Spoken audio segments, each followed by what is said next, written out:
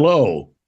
Welcome to Data Talks. I'm Dr. Z, Dale Zabriskie, Field Chief Information Security Officer here at Cohesity. We're thrilled that you've joined us wherever you are. Hope that your holiday preparation plans are going well with friends and family this special time of year. We're really excited for this specific CrowdStrike edition of Data Talks. We will be discussing how you can level the playing field against the adversary with some specific tools, strategies, and concepts that will help you outman and outmaneuver the adversary. So we're really happy that you're with us today.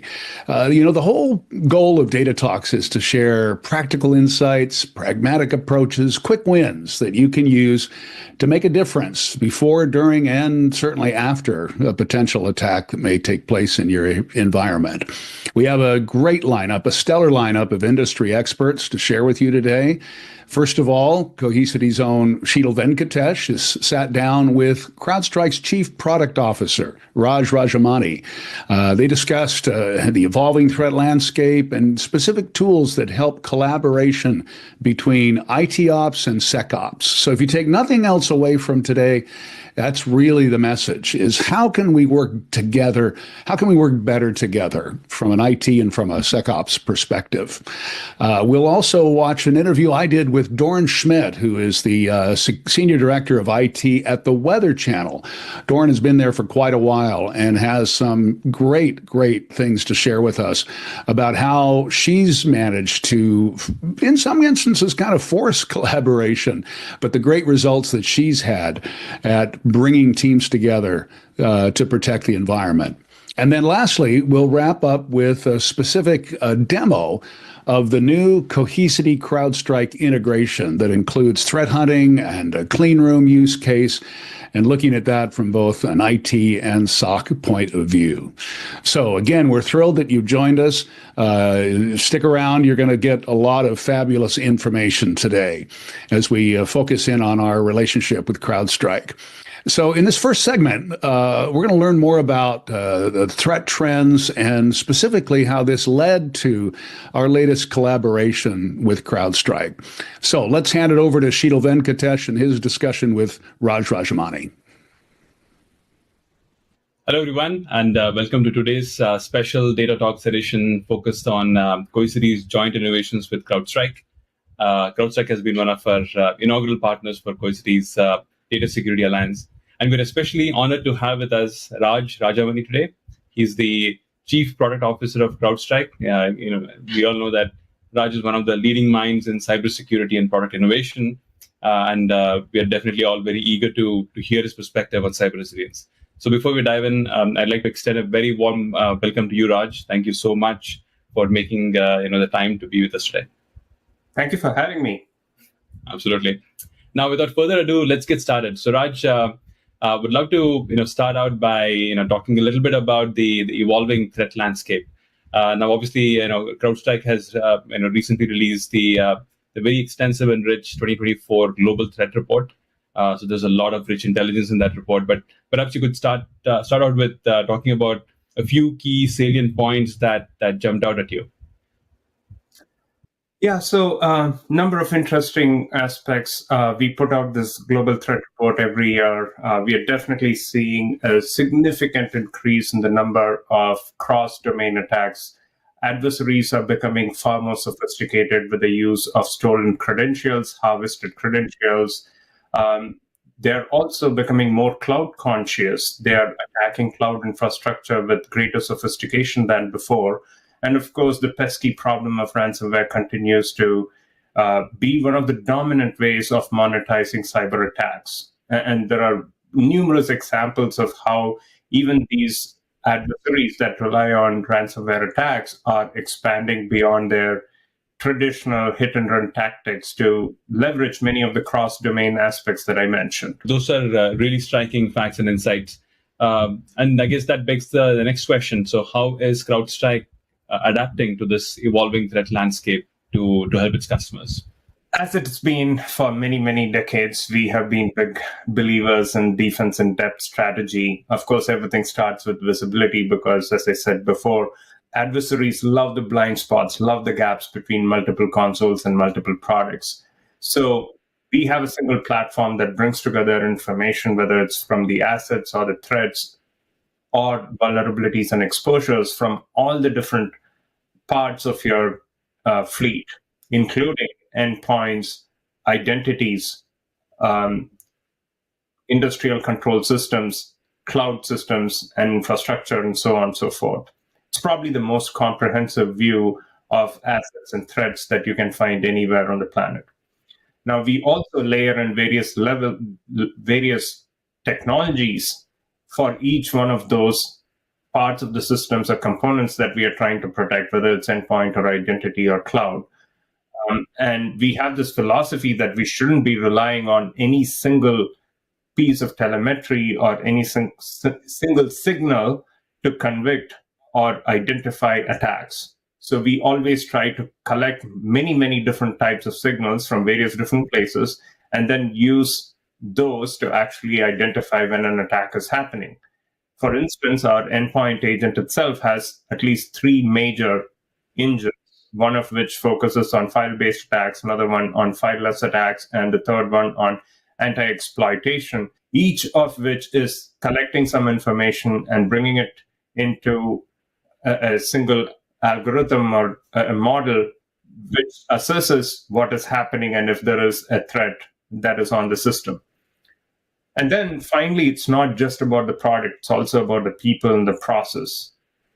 We don't believe that cyber attacks are victimless crimes. In fact, we all get impacted, our data gets stolen. And we also track adversaries. We know which groups are the most active.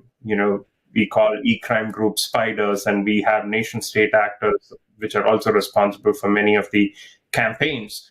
And what our threat researchers do is, as they track the different techniques and methodologies and modus operandi of different groups and campaigns, so by having this tight loop and closed loop between our threat researchers and our product, we are able to keep up products and customers much safer, especially from emerging campaigns. That's one of the reasons why CrowdStrike has been so successful in honoring our brand promise of stopping the breach. Absolutely, and that is indeed like a very powerful, comprehensive strategy, and obviously many of our collaboration areas are tapping into that power that you have in your platform, to deliver those cyber resilience outcomes. So now, speaking of defense in depth, Raj, if you don't mind sharing your views on how a modern data protection platform like Cohesity can play an important role in cyber resilience. And if you don't mind kind of talking a little bit more about how in the process or the workflow of cyber recovery, how can a protection platform like Cohesity act as a source of threat intelligence, to help with cyber recovery? Yeah, good questions. I talk to CIOs and CISOs all the time, Sheetal, and you wouldn't believe the number of times they say, hey, we don't even know how many assets there are, how many applications there are. We acquired a few companies. They were running some applications somewhere in a closet. We are afraid to decommission it because we do not know which workflows and which groups may be impacted. So again, I want to start with the first point I raised in my earlier answer, which is everything starts with visibility. You do need a comprehensive view of all the assets, including applications and their dependencies, which we are able to provide using one of our technologies called ASPM, Application Security Posture Management. And that has a very close tie to data protection, backup and recovery products such as Cohesity's, because, especially in the case of a significant cyber attack, when you are trying to recover, you do need to understand and know what are the applications and what order these applications or different tiers of a same application need to be brought back up. For instance, you may have a database, a middle tier, and a web front end. If you bring up the middle tier or the web front end before the database is available, it's quite likely they will attempt to connect to the database a couple of times and then just crash and burn, right? You do not want that to happen. And we can help, and we are definitely working with Cohesity to our listeners here in terms of improving the integration points between our two products to make sure that the information, the signals that we have from CrowdStrike can be leveraged by Cohesity's technology and products to improve that recovery experience. And that's one of the key areas that we are focused on as well.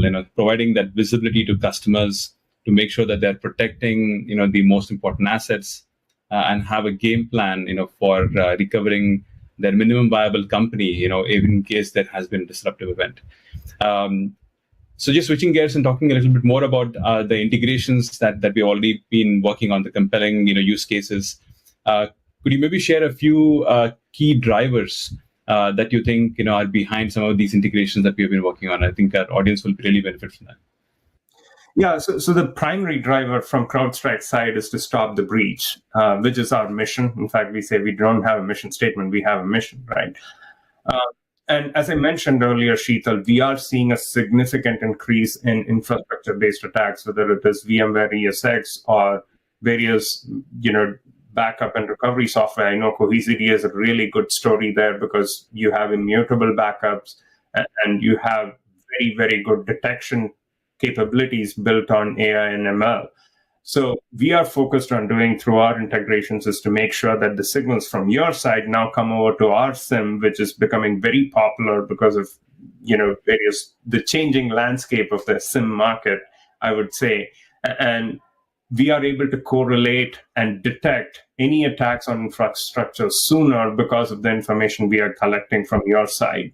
And of course, I'll be remiss if I don't point out that you guys are also, Cohesity is using our threat intel to augment your data scanning capability so that when you scan backups or other parts of data that has landed on your platform, you can use the additional insights and information about what type of data it is and who might be targeting and label them accordingly. So it's a very nice set of integrations that I believe is increasing value for our joint customers. Oh, it absolutely is. I think they just got off a customer call earlier this morning where they were talking about how this changes the game for them, as a joint solution between Cohesity and CrowdStrike. We're running out of time, but if you don't mind just talking a little bit about, what's got you excited about what's coming up next for our collaboration, our joint partnership, Raj? Yeah, so we're working on a number of new interesting products, one of which is called FCS for AI. And there are a lot of interesting aspects and problems and challenges to be solved in the domain of data, because that is really what powers all the machine learning and the models that are getting created out of the data. Now, if you think about how machine learning models are trained, you need some form of data, ideally anonymized and obfuscated, that can be, trained. Of course, you need to curate it to make sure that you're not overtraining on some types of samples. And you need to provide it into an engine that trains and provides a model which can also be tested robustly enough so that, an adversary, an attacker, just a, curious party doesn't start engineering prompts to make it spit out information about the data on which it is being trained, right? So there are many, many different aspects of managing the data and securing it, especially for an AI ML pipeline. And we are at the forefront of some of the research and productization of these efforts. And we look forward to working closely with our partners like Cohesity to improve the efficacy as well as the speed with which AI and ML models can be created. Oh, yeah, absolutely. And we are equally excited about the opportunity to collaborate with you. As you know, with our data insights product, our Gaia product, that's a area that we have been pioneering and in allowing our customers to safely and responsibly, access insights from their data. But there's so much more to talk about, Raj, but we're running out of time for this particular segment. Just want to extend, our deepest gratitude for your time and insights today, Raj. This was phenomenal, and looking forward to our continued partnership to serve our joint customers. Thank you for the opportunity. Such a great conversation. Wasn't that fabulous? The key takeaway, one of the things that I took away from that was how actionable intelligence, the importance of actionable intelligence. And, in security, we've been talking about this for a year, but Raj made a really good comment about how the SIM landscape or the SIM market is really changing because of all of these different data points and, feeds that we're dealing with just from all over the place. So if the concept of data talks hasn't hit you already in that conversation, I don't know what will. So I hope that you got great value out of that conversation. We're grateful to Sheetal and to Raj Rajamani for their time in focusing on that concept of integration, specifically around data and the adversary. We're really here trying to bring that perspective around your security situation with your IT peers. And it's a banner I've been waving for years and trying to break down those silos to get these teams to work together. And I think ransomware has probably been one of the biggest thing that has driven that for us. So we got a poll question for you to kind of get the set of the landscape here. So how well do your ITOps and SecOps currently integrate or work together in your organization for cyber threat response? So your choices are here, and you're answering the poll. They're fully integrated, partially integrated. They're working well separately, or somewhat well separately. You can cop out and say I don't know, and then maybe they're on speaking terms, and that's about it. So if you wouldn't mind, just take a few seconds and answer this question. Be really interesting to see where this falls, because you think about the last even 20 years in security, where security teams would write a policy and then they'd basically throw it over the fence to the IT teams and say, here, go implement it, and wash their hands of it and say, that's your job. We wrote the policy. Ransomware, as I said before, is really, really changing that so that it's requiring groups to work together more effectively. I'll give you a few more seconds to answer the poll here, but just share with you, as I talk with organizations, and we talk about ransomware, the number one thing that comes out of it is they're starting to realize that they don't have all the right people in the room when they're talking about response to something like ransomware. And that's broadening out the discussion and bringing it home between IT ops and security ops. All right, let's take a look at the results, how things landed here. And as you might expect, things are pretty much in the middle there, partially integrated. There's some integration. There's some things happening, and that's good. I think there's certainly room for improvement, but hopefully those conversations are happening more and more. And a lot of the CISOs that I talk to, I find are actually feeling like they're having to force their way in to these conversations. So my recommendation, whether you're on the IT or the security side, don't be shy. Just knock on the door, create a Zoom call, do something, have the conversation, start asking the hard questions about where you are in responding. And ransomware can be a good starting point because it's something that everybody's concerned about if you're not sure how to start. So thanks for that. Appreciate that engagement there. So as I mentioned earlier, I had this conversation with Dr. Dorren Schmitt, who has been at the Weather Channel for over 20 years in various positions. She is well known in the industry, a popular speaker, someone who has just really lived in the trenches and lived to tell about it, has the scars. She's led the engineering team there and the initiatives at the Weather Channel on data migration and enterprise applications, AI initiatives now, and really focusing on transforming a lot of the key applications to public cloud. So her teams are mandated to manage security and infrastructure across their public and private cloud. Dorren is the board chair of the TAG DevOps Society, I should say, a role that she has held for the last 4 years. She's sits as an advisor on multiple boards, received a lot of honors during her career, including the very first recipient of the Weather Company Leadership Award.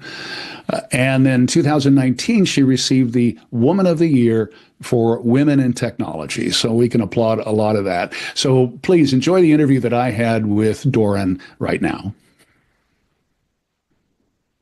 Oh, thanks for joining us. I'm happy today to be here with Dorren Schmitt, who's the Senior Director of Information Technology and Engineering at the Weather Channel. How's the weather today for you, Dorren? Oh, today the weather is rainy. Well, you've got weather. That's great. Yes, we do. Certainly lots of weather that comes and goes, that changes things for you and your team. Tell us a little bit about your work there. I know you've been there a long time. What's your responsibility, and what different organizations are you working with there at the Weather Channel in Atlanta?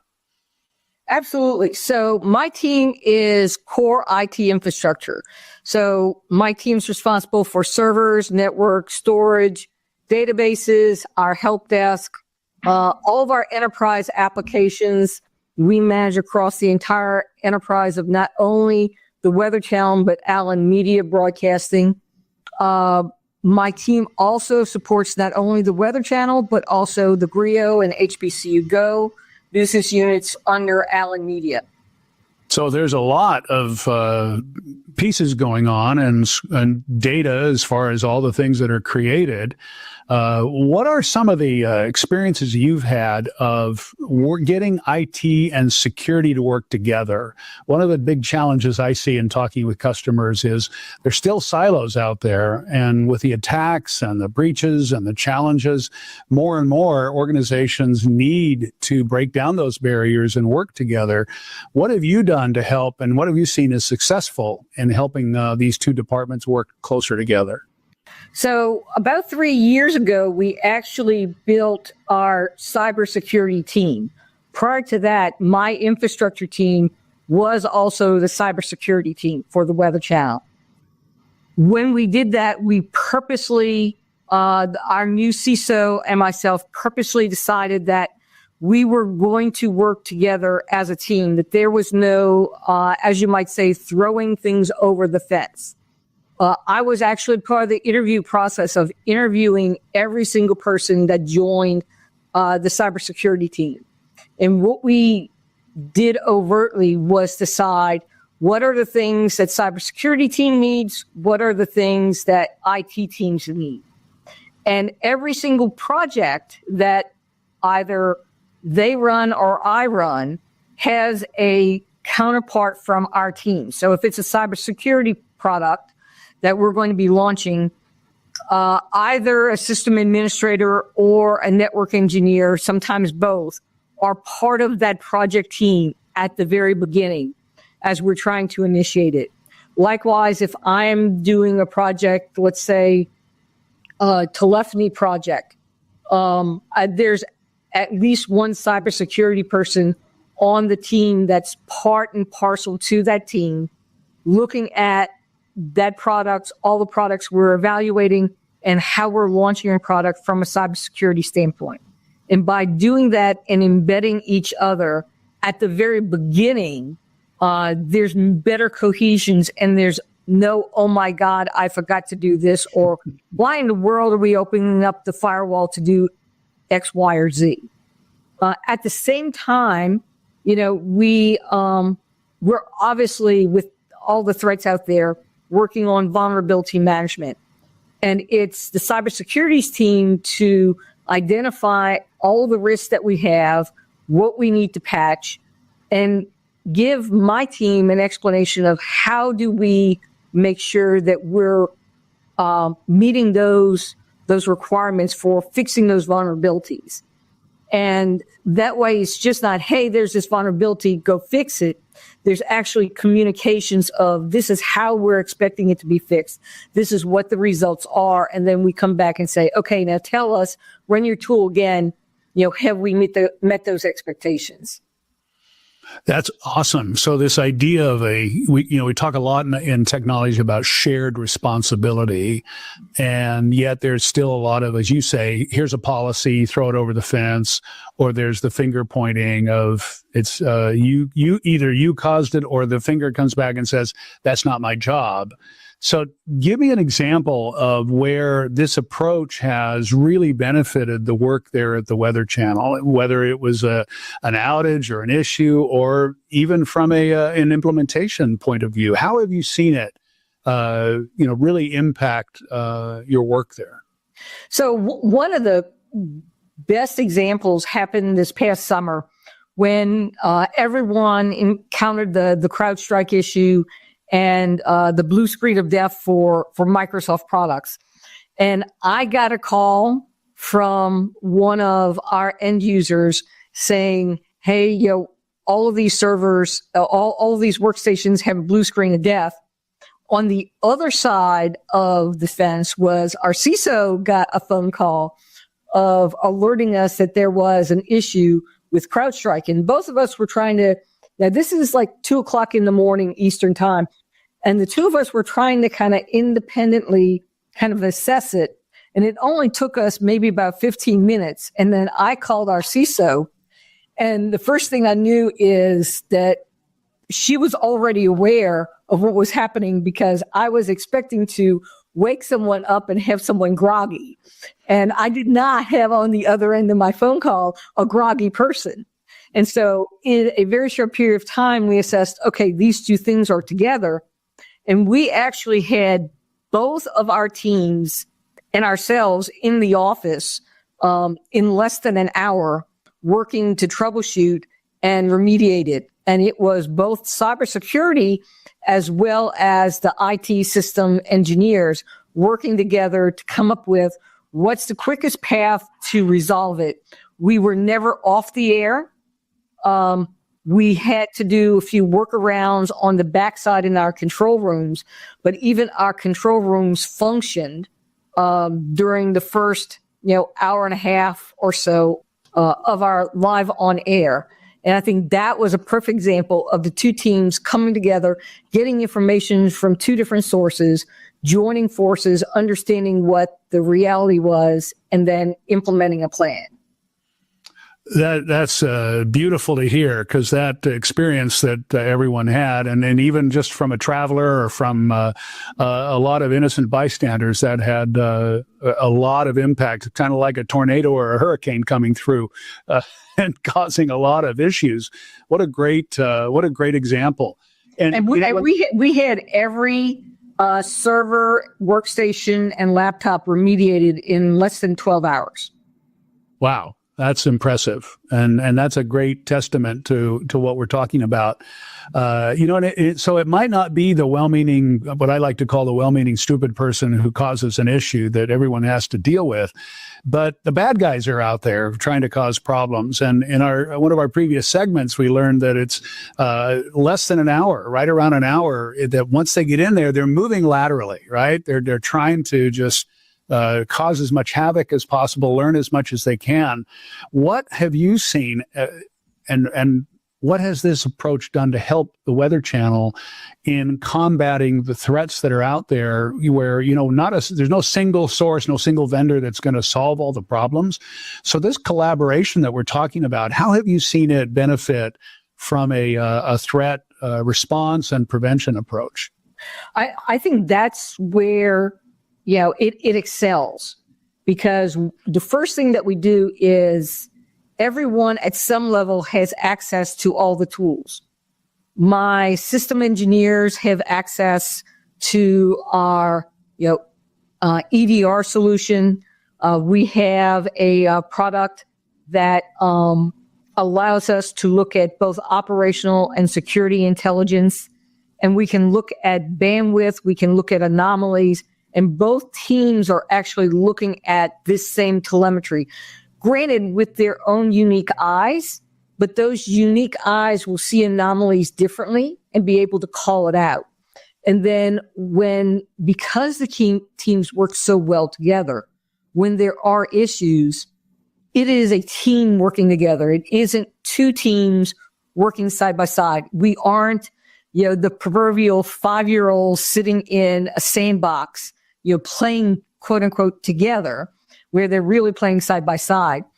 They are a single team that we work hard to be a single team together, working to solve our problems. And by doing it jointly, it's really important. That's so true. And tell me how that extrapolates out to systems and tools from an interoperability standpoint between traditional security tools and infrastructure tools. So, we are always looking for various integrations. So a perfect example is CrowdStrike has an integration with Cohesity, which is our backup solution.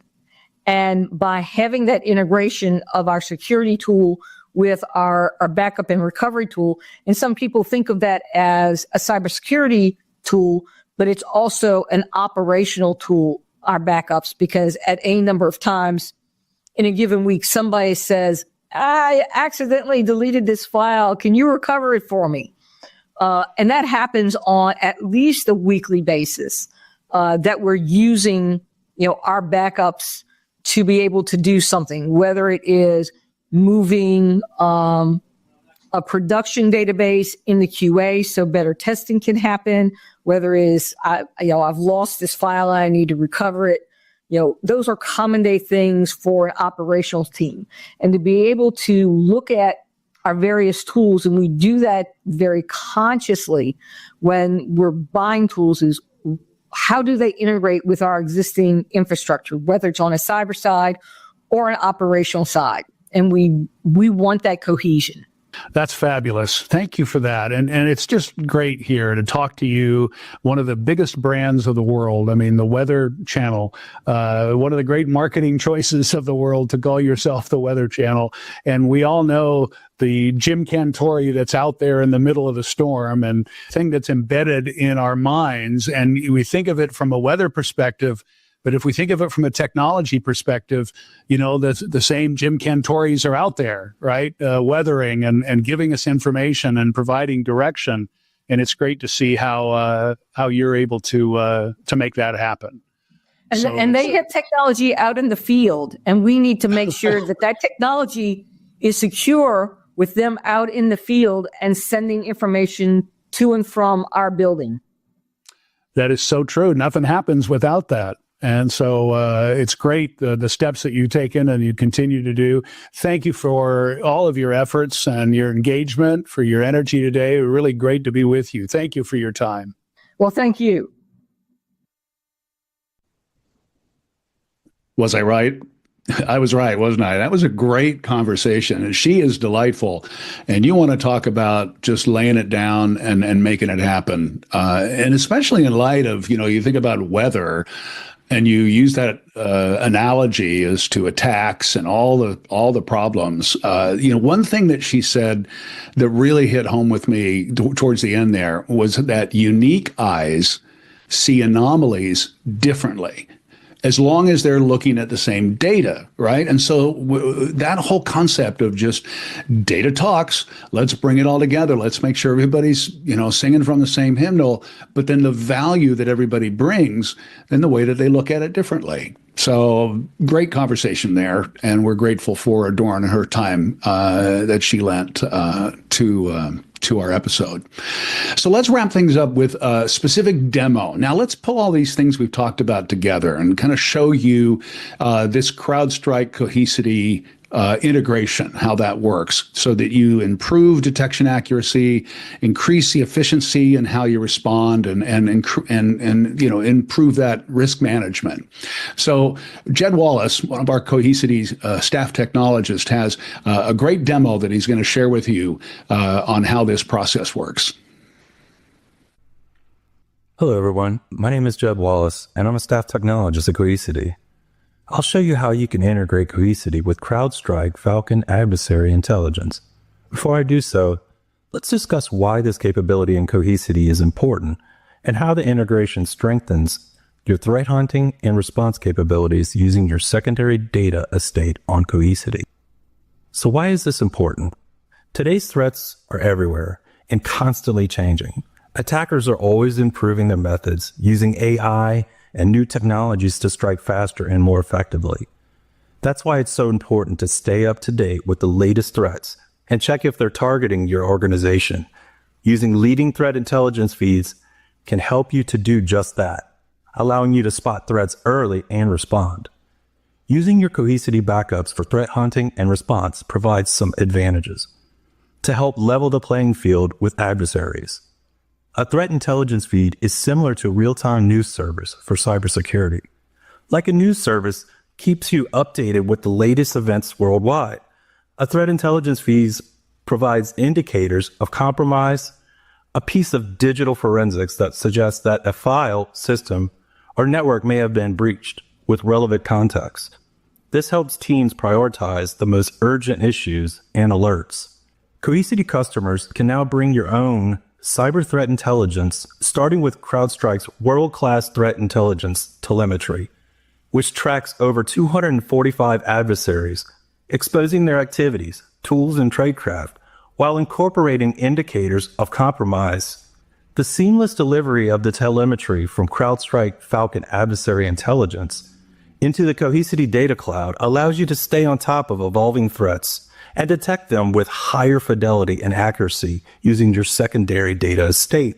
With our scalable threat protection framework, you can integrate default threat feeds in Cohesity, custom YARA rules, and third-party sources, starting with CrowdStrike, all in a single scan.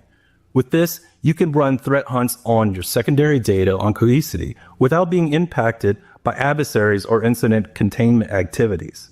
With that said, let's dive into the demonstration. Let's start by heading over to the Cohesity Security Center by clicking on Security and then Security Center. Now if we click on Integrations, you can see CrowdStrike Falcon Intelligence is configured, but let's check out Browse integration real quick. Now if I scroll down just a little bit, we could see CrowdStrike Falcon Intelligence. You configure the integration by clicking on the Configure button.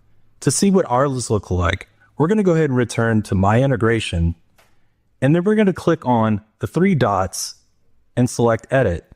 Here you can see you can input the client ID, the client secret, and URL provided by CrowdStrike.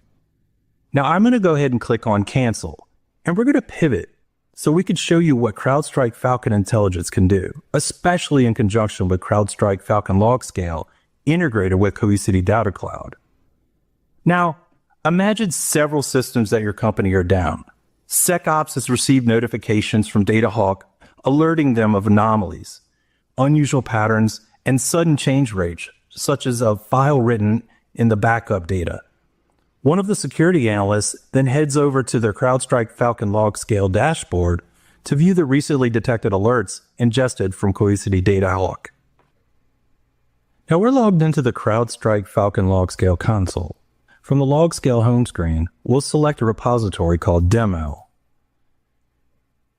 Here, we can run a search query or fetch Cohesity log data to investigate the anomalies.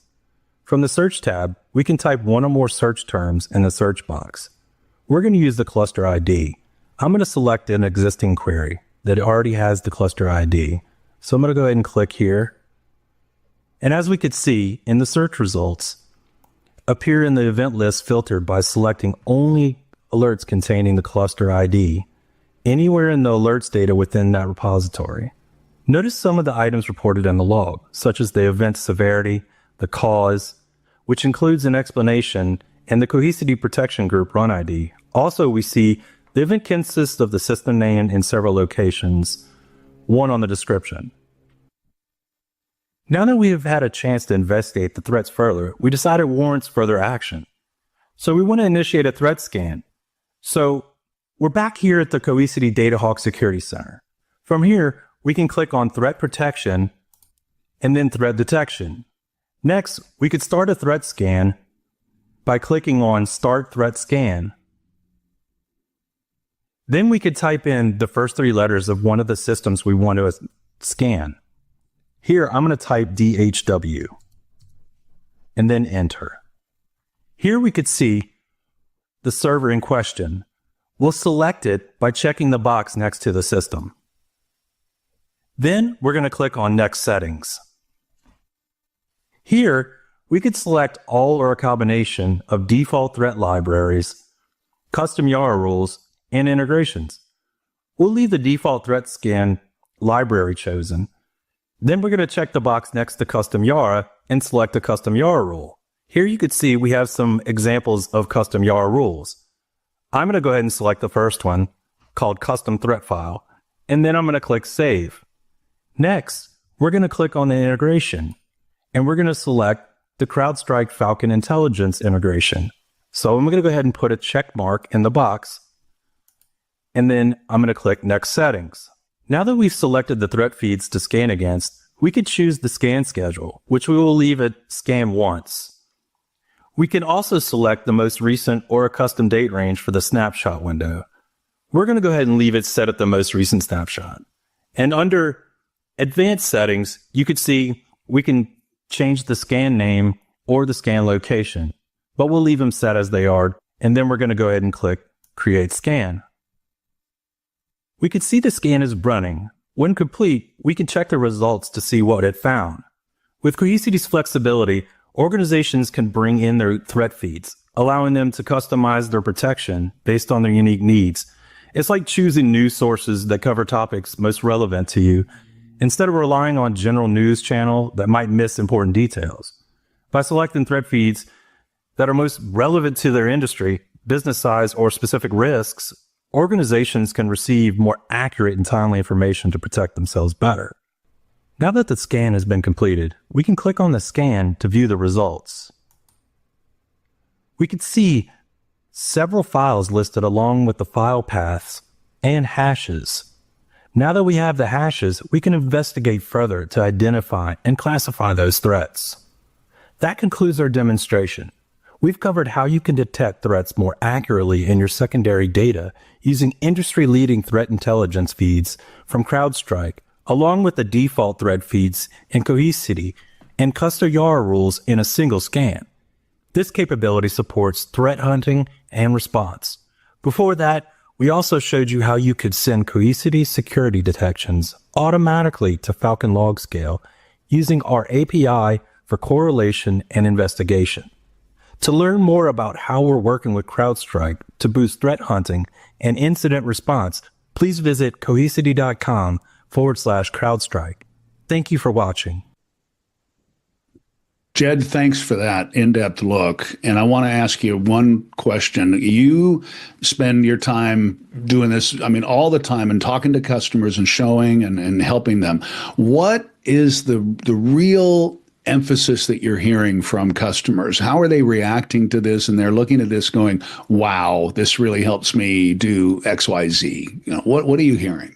I think most of what I'm hearing is this helps you with early detection, which I think is really, other than what we've kind of heard in some of the other interviews about a clear line of communication between SecOps and traditional IT, I'm hearing that having early detection to know if there's an actual credible threat within your environment is really the key to either, pushing away the possibility of a actual ransomware attack or actually knowing what you're actually dealing with and getting ahead of it, if that makes sense.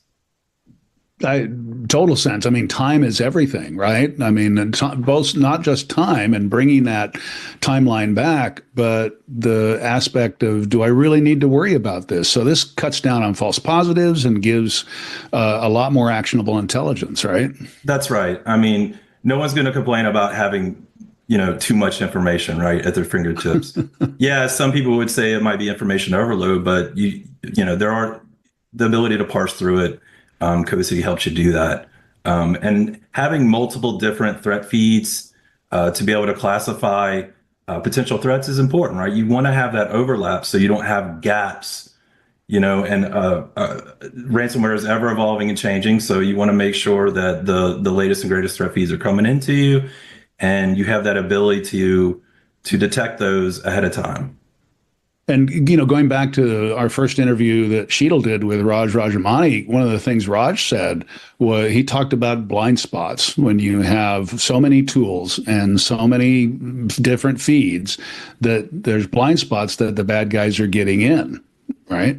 That's right. And at least with Cohesity and DataHawk, in our security dashboard, you're centralizing this, right? You have access to multiple feeds, in this case, CrowdStrike, and of course the built-in classifications and stuff. all in that one central place. So it makes management, a lot easier on the IT folks out there. That's fabulous. Thank you so much for that great demo and your time and your insight. And the CrowdStrike Cohesity integration is really just the beginning of what we're working at here at Cohesity to help remove those blind spots and give you that comprehensive look. This episode, we're just scratching the surface here. There's lots to understand and look forward to.